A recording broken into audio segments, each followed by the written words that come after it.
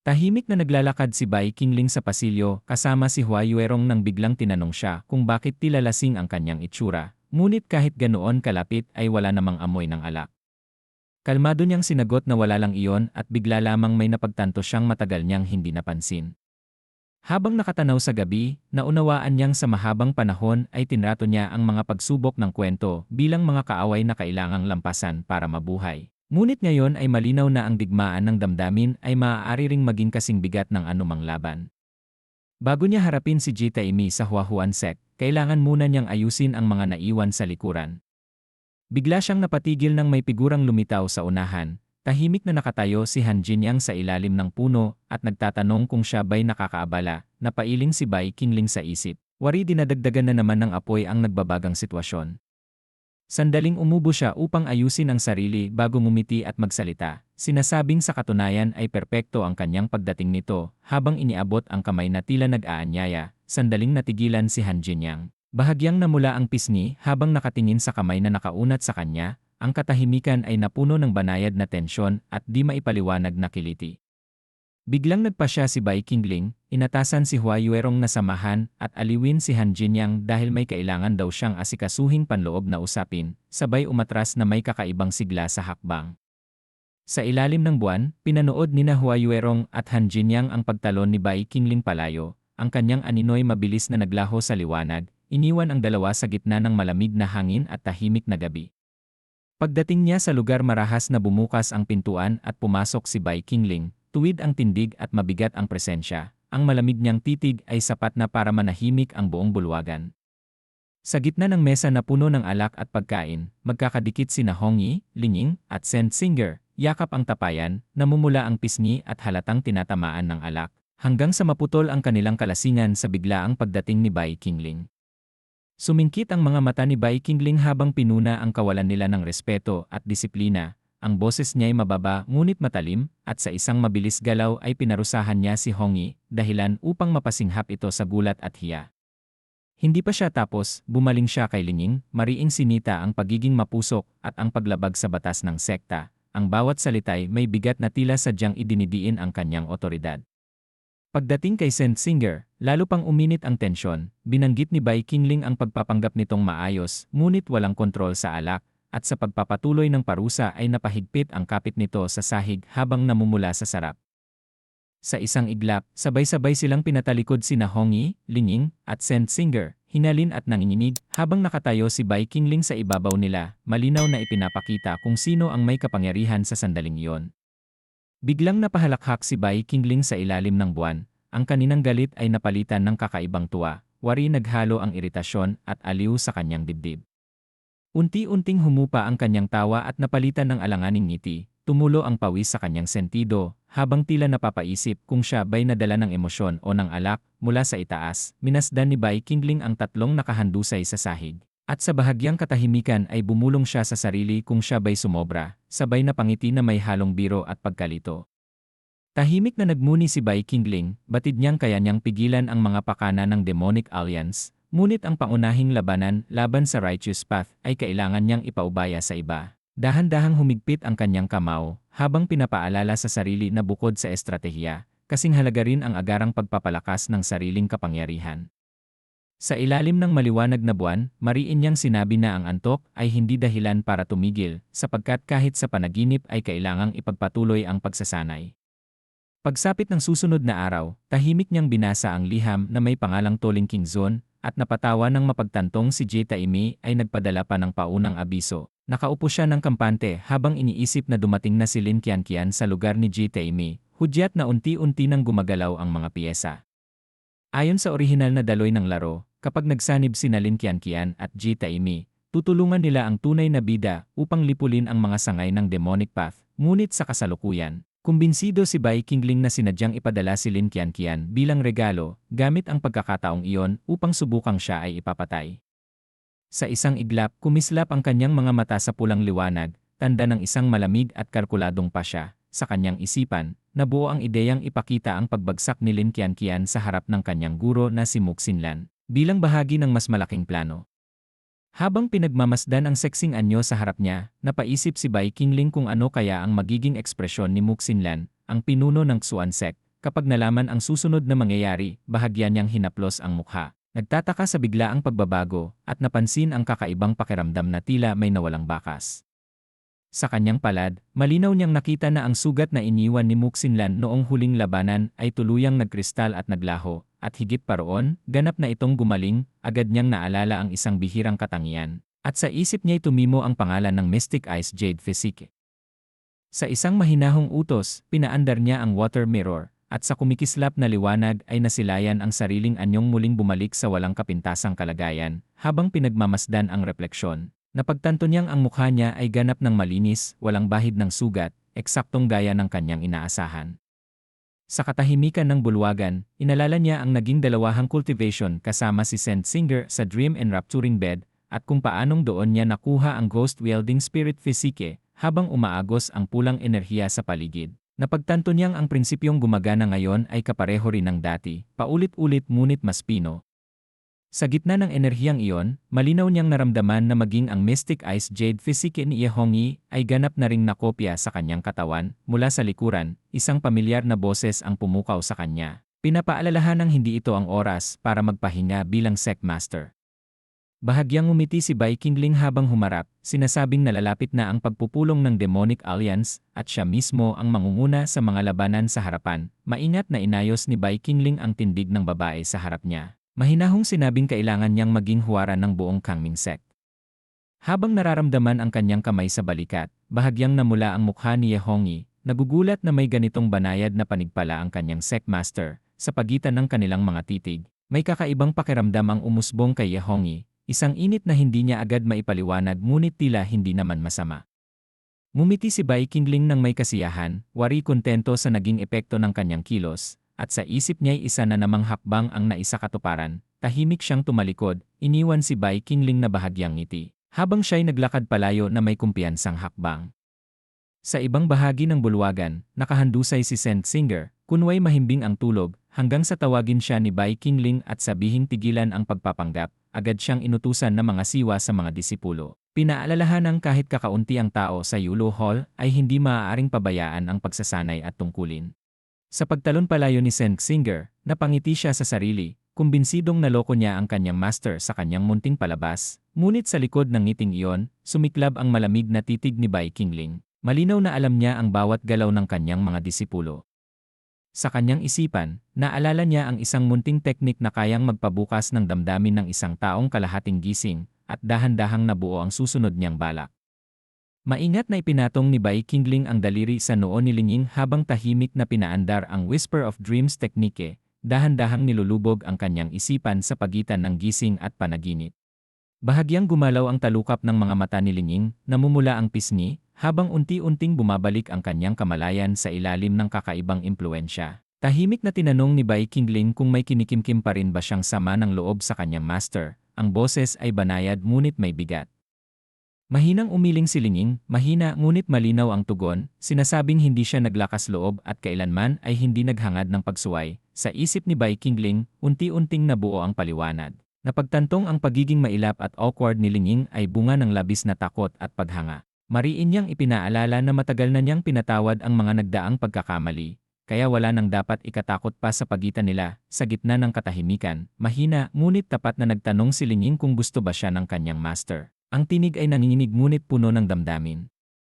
Walang pag-aalinlangan, mahinahong sinabi ni Bai Qingling na gusto niya si Lingying sa lahat ng aspeto, sa nakaraan, kasalukuyan, at sa hinaharap, lalong namula ang mga mata ni Lingying, kumikislap sa halo ng hiya at pag-asa, habang unti-unting bumibilis ang kanyang paghinga.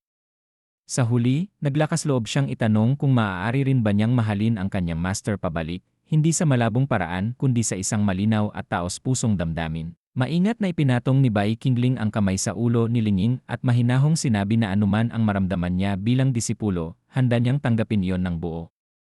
Sa marahang paghaplos, bahagyang kumawala ang hibla ng buhok ni Lingying, kasabay ng pag-alon ng emosyon na matagal na niyang kinikimkim. Sa isang biglaang galaw, yumakap si Lingying kay Bai Qingling. Tinawag ang kanyang master habang bumubuhos ang pinipigil na damdamin. Mahigpit siyang kumapit at humingi ng paumanhin, inamin na si Bai Qingling ang palagi niyang minahal higit sa lahat. Tahimik na tinanggap ni Bai Qingling ang yakap, at sa mababang tinig ay nagpasalamat. Ramdam ang bigat at katapatan ng damdaming iyon. Habang magkalapit sila, ipinakita niya ang hawak na bagay at nagtanong kung nakita na ba ito. Tila sinasadyang tapusin ang sandali nang hindi sinisira ang lambing. Sa ibang lugar ng sekta, lumuhod ang isang babae sa harap ng malawak na bulwagan. Hawak ang espada, habang umaalingaw ang tinig na tumatawag sa unang disipulo. Napasinghap siya sa sakit at galit, ang dugo sa labi ay patunay ng hinanakit na matagal nang namumuo sa kanyang dibdib. Mariing tinanong ni Lixuy kung bakit sina Linging at Saint Singer ay kapwa nalubog sa damdaming iyon, habang siya, na unang sumunod at naglingkod, ay tila itinuring na tagalabas. Habang mahigpit ang hawak niya sa espada, malinaw ang hamon sa kanyang mga mata, handang harapin ang katotohanang matagal na niyang kinatatakutan bilang disipulo ni Bai Qingling.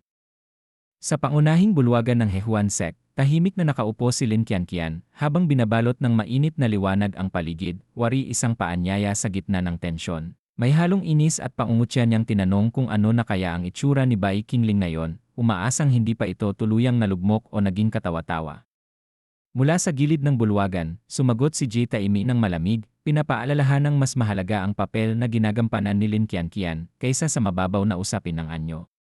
Sa loob ng kanyang isipan, mariing inulit ni Lin Qianqian ang dahilan ng kanyang pagdating, ang paghihiganti para kay Xiao Chen, kahit pa mga hulugan iyon ng pakikipagsabuatan at pagpapanggap na pagsuko.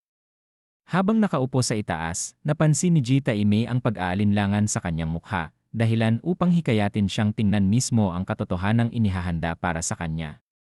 Sa isang iglap, sumabog ang madilim na aura at lumitaw ang isang dambuhalang nilalang, ang anyo ng primordial spirit na unti-unting umaahon mula sa katawan ni Ji Taimi. Napasigaw si Lin Qianqian sa takot, napaatras sa upuan habang nanginginig. Hindi inaasahang masisilayan ang ganitong nakakatindig balahibong presensya. Mula sa bibig ng halimaw, umalingaw ang tanong kung siya ba'y natatakot. Ang pulang mga matay nakatuon sa kanya na tila sinusukat ang kanyang loob. Bagamat nanginginig, naglakas loob si Lin Qianqian, sinabing siya'y naniniwala sa banal na ama ng Kangming Sect at hindi basta-basta buguho sa harap ng ganitong pananakot. Sa loob ni Lin Qianqian, umalingaw ang pag-aalinlangan kung kailangan ba talaga niyang yumuko at magpakababa sa isang demonyo para makamit ang kanyang pakay. Masiglang nagsalita si Ji Taimi, ipinakilalang si Lin Qianqian ang ikasyam na prinsesa ng dakilang Chu na matagal nang humahanga kay Bai Qingling at naglakbay ng malayo upang magsilbi sa kanyang panig. Mula sa nagbabagang pulang mata ng nilalang, malamig na putol ang usapan, mariing sinabing hayaan si Lin Qianqian ang magsalita para sa kanyang sarili. Biglang hinila ni Ji Taimi si Lin Qianqian. Pinapaalalahanang huwag sayangin ang pagkakataon dahil walang sinuman ang lalabas na panalo kapag nagkamali sila. Mahigpit na kumuyom ang kamao ni Lin Qianqian, ramdam ang bigat ng desisyong kailangan niyang gawin sa mismong sandaling iyon, sa nanginginig ngunit matatag na tinig. Humakbang siya pasulong at nagpahayag na ginagawa niya ito alang-alang sa kaluluwa ni Xiao Chen at sa dangal ng kanyang kapatid na si Lin Mo. Sa harap ng dambuhalang nilalang, buong tapang na yumuko si Lin Qianqian at nagpahayag ng hangaring magsilbi sa Great Demon Lord sa natitirang bahagi ng kanyang buhay. Bumuka ang mabangis na ngiti ng demonyo, at sa mababang tinig ay nagtanong kung sa anong kapasidad niya nais maglingkod. Tahimik na huminga si Lin Qianqian, at sa nanginginig na tinig ay nagsabing handa siyang magsilbi bilang alipin o tagapaglingkod, anuman ang ikalulugod ng Demon Lord. Sa loob ng kanyang isipan, mabilis na nagpasya si Lin Qianqian na ang matatamis na salitang ito ay pansamantala lamang, bahagi ng bitag na itinatayo nila kasama si Ji Taimi. Mula sa anino, malamig na bumaling ang pansin ng nilalang sa kanya. Tila sinusukat kung karapat-dapat ba siyang kausapin. Sa mababang ungol, sinabi ng Demon Lord na hindi pa siya kwalipikado, at bago ang anumang pagsubok ay kailangan niyang magsimula sa pinakamababang anyo ng pagsunod. Napatigil si Lin Qianqian at napabulong sa gulat ang salitang aso, hindi makapaniwala sa narinig niyang utos. Muling sumingit si Ji Taimi, ipinapaalala ang kapangyarihan at impluensya ng dakilang Chu, at ang mataas na katayuan ni Lin Qianqian bilang prinsesa. Malamig na tumugon ang Demon Lord. Sinabing dahil sa kanyang katayuan kaya siya binibigyan ng pagkakataon, ngunit hindi iyon nangangahulugang ligtas siya sa mga pagsubok. Habang nakaluhod sa sahig, mariing tinanong ng nilalang kung iniisip ba niyang kahit sino ay maaaring maging aso niya nang walang patunay ng katapatan. Lumapit ang mabangis na mukha ng Demon Lord at mariing binalaan si Lin Qianqian na makinig ng mabuti dahil minsan lamang niya ito sasabihin. Sa huli, sa ilalim ng mabigat na presensya, napayuko si Lin Qianqian at sinunod ang utos. Nanginginig si Lin Qianqian habang gumagapang sa sahig, pilit inaangat ang katawan kahit ramdam ang bigat ng hiya at takot na dumadaganan sa kanyang dibdib. Mula sa itaas, malamig na nakamasid ang Demon Lord, malinaw ang panunuya sa kanyang tinig habang ipinapaliwanag kung paano kumilos ang mga aso kapag humihingi ng pagkain. Nanatiling nakayuko si Kian-Kian, bahagyang nanginginig ang labi, at sa katahimikan ay makikitang unti-unting bumibigay ang kanyang loob. Sa mahinang tinig, binigkas niya ang mga salitang hinihingi, pilit ginagaya ang kilos na iniutos, habang namumula ang mukha sa matinding hiya. Isang mapanuyang tawa ang kumawala mula sa Demon Lord, kasabay ng pagtaas ng mabigat na presensya na tila sinusukat ang kanyang hangganan. Tahimik na minamasdan ni Bai Qingling ang eksena. Ang bahagyang ngiti sa kanyang labi ay tila may ibang binabalak. Sa huli, malamig na ipinahayag ng Demon Lord ang kanyang pasya. Tinatanggap si Kian-Kian hindi bilang ganap na furnace kundi bilang pansamantalang aliw. Napatingala si Kian-Kian, nalalaki ang mga mata habang unti-unting napagtanto kung sino ang kanyang kaharap, isang Demon Lord na mas bata ang anyo kaysa sa inaasahan, ngunit napakabigat ng aura. Sa kanyang isipan, biglang sumulpot ang imahe ni Xiao Chen na tila naging isang masigla at mapaglarong aso, dahilan upang lalo siyang malito sa sarili niyang damdamin. Sa malayong tanawin, tahimik na sinusundan ng isang maliit na aso ang figurang babae, malinaw na simbolo ng pagbagsak ng dating kagalang-galang na pangalan sa gitna ng kaguluhan. Nanlaki ang mga mata ni Lin Kian-Kian habang kumikislap ang paghanga sa kanyang tingin, sapagkat sa kanyang paningin ay si Bai Qingling lamang ang nagtataglay ng aurang tunay na nakakahila ng loob. Sa loob ng bulwagan, hindi makapaniwala si Ji Taimi habang minamasdan ang eksena, pilit inuunawa kung kailan at paano naging ganito kahusay si Bai Qingling sa pagkontrol ng sitwasyon. Marahang hinawakan ni Bai Qingling ang baba ni Kian-Kian, inilalapit ang mukha nito, at sa isang malamig na tinig ay ipinahayag ang oras at lugar ng muling pagkikita. Naiwang nakaluhod si Kian-Kian sa gitna ng umiikot na apoy ng aura, tahimik na tinatanggap ang utos na maghintay, habang unti-unting lumulubog sa sariling pagkalito. Mahina niyang ibinulong sa sarili ang mga salitang narinig, hindi pa rin makapaniwala na iyon ang iniatang na papel sa kanya, at sa kabila nito ay hindi niya magawang tumutol. Isang pilit na ngiti ang lumitaw sa kanyang mukha, may halong hiya at pagsuko, na para bang tanggap na niya na wala ng taka sa daloy ng pangyayari. Sa sumunod na sandali, isang figura ang mabilis na naglaho sa kalangitan. Nag-iwan ng bakas ng liwanag, sa bughaw na kalangitan, mabilis na humahagibis ang lumilipad na sasakyan, tahimik ngunit may dalang presensyang nagsasabing may paparating na kabuluhan. Sa loob, nakatayo si Bai Qingling na tahimik na nakatanaw, ang mga matay malamig ngunit malinaw ang kasiyahang nakatago sa likod ng kanyang mahinahong anyo. Biglang sumiklab ang isang malasistema na liwanag, nag-aanunsyo ng matagumpay na resulta at puntos, patunay na umusad na naman ang plano ng hindi inaasahan ng iba. Bahagyang kumunot ang noo ni Bai Qingling habang iniisip ang naipong resulta, malinaw na ang lahat ng naganap ay papalapit na sa isang mas malaking yugto. Sa tabi niya, maingat na nagsalita si Saint Singer, ipinaalam na nakapasok na sila sa saklaw ng extreme sect sa sentrong rehiyon ng Silangang Lupain. Isang maikling sagot lamang ang ibinigay ni Bai Qingling, kasabay ng bahagyang ngiti na tila ba kontrolado na niya ang susunod na mangyayari. Maingat niyang inayos ang buhok ni Saint Singer, ang kilos ay banayad ngunit may halong pagmamay-ari na hindi maitago. Bahagyang namula si Saint Singer habang nagtatanong kung maganda na ba siya, ang tinig ay may halong kaba at pag-asa. Magaan na sasagot sana si Bai Qingling, ngunit bigla siyang natigilan, wari may naramdamang kakaiba mula sa labas.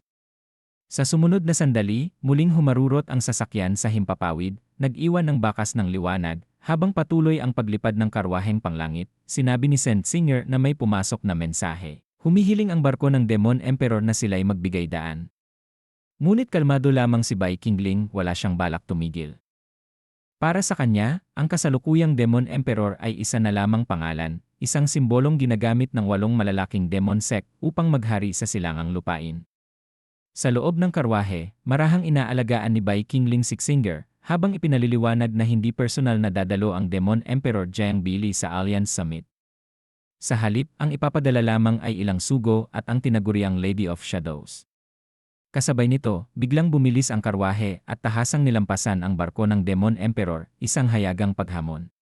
Isang ulat ang inihatid sa Lady of Shadows, at mula pa lang sa simula, ramdam na ang tensyon.